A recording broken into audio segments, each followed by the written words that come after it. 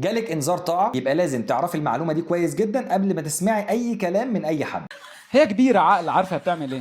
تخيل راجل رجع البيت ملقاش مراته، سأل هنا سأل هناك، وفي الاخر قال خلاص هبعت لها انذار طاعه. ايوه والله العظيم بالظبط بالظبط. بس استنى، هو ايه اصلا انذار الطاعه ده؟ مش عرفنا هتبقى ايه، يعني هتكون شركه محمول جديده ولا اي هباب ازرق؟ ناس كتير فاكره ان مجرد وصول انذار الطاعه للزوجه لازم ترجع بيت الزوجيه فورا، والا الشرطه هي اللي هتيجي ترجعها. وده كلام غلط، لان انذار الطاعه مش معناه ان حد هيجبر الزوجه انها ترجع بالقوه. امال ايه؟ الموضوع كله متعلق بالاثار القانونيه، وبناء على احكام الماده 11 مقرر من قانون الاحوال الشخصيه ان الزوجه لو امتنعت عن طاعه الزوج دون حق تعتبر ناشز من تاريخ الامتناع اذا لم تعترض على انذار الطاعه خلال المدد القانونيه. هنا بقى المفاجاه، ايه هيتشقلب؟ الزوجه من حقها تعترض على انذار الطاعه قدام المحكمه وتقول ان مسكن الزوجيه غير شرعي غير مناسب، او ان الزوج اساء عشرتها، وساعتها المحكمه هي اللي بتفصل في الموضوع. والاهم ان مسكن الطاعه لازم يكون مستوفي الشروط القانونيه والشرعيه. الخلاصه، انذار الطاعه مش امر بالامر ولا حكم محكمه، ده بدايه نزاع قانوني المحكمه هي اللي هتحسمه في الاخر. لو عجبك الفيديو اعمل لي فولو، ما تنساش تجي لي في الكومنتات وتقول لي